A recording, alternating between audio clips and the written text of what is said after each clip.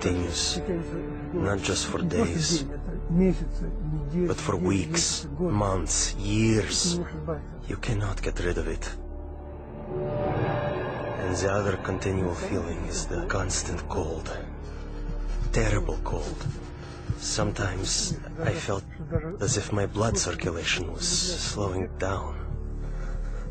I was personally amazed at the power of endurance, because by all accounts, I should have become seriously ill and died a long time ago.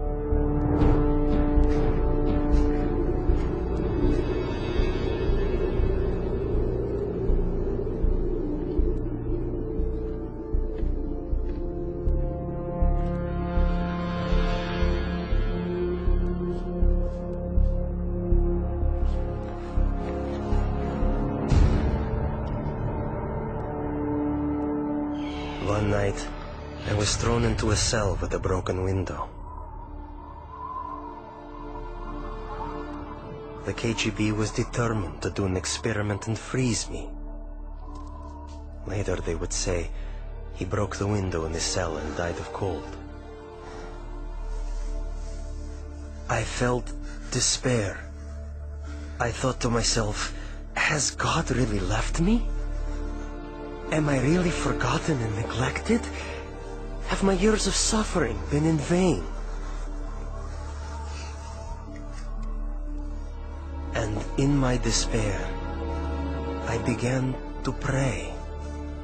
I usually pray silently, but this time I started to appeal to God out loud. God, have you left me? My cries were bursting from a heart literally in utter despair.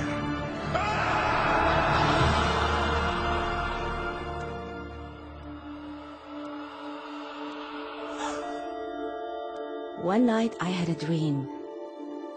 In my dream, I was told to pray for Alexander. I had no idea who Alexander was. But I told my church, and we began to pray for him.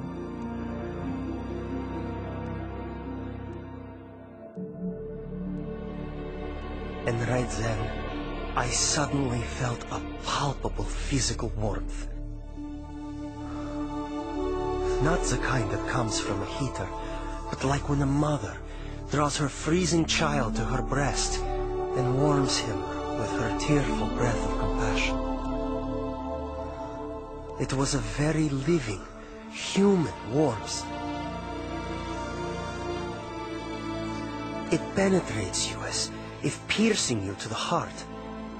And inside your heart, a spring opens up, out of which flows peace.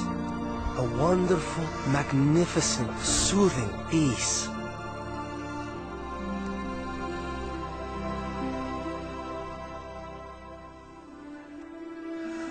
I felt a very loving, brotherly touch.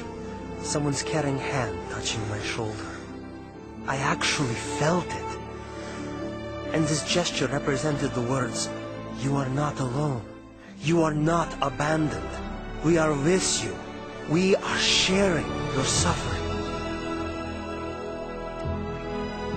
This warmth was the energy God gave me to feel physically the heat of prayer with my own skin, my own being. As if the prayers converted the energy of love into the energy of warmth.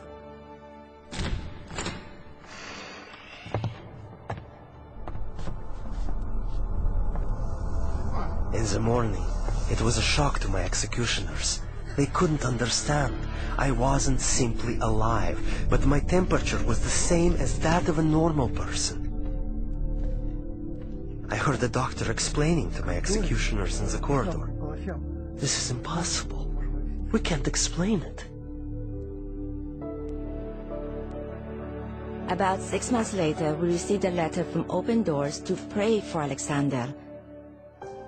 And we finally found out who this Alexander was. We had been praying for 6 months without knowing anything about him.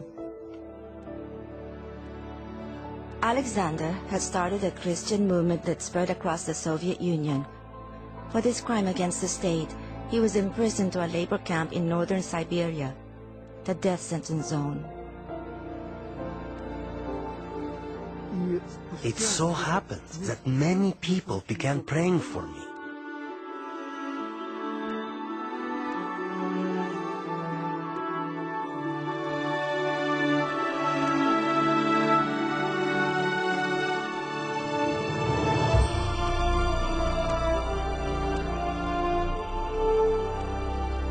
And that was exactly when they released me.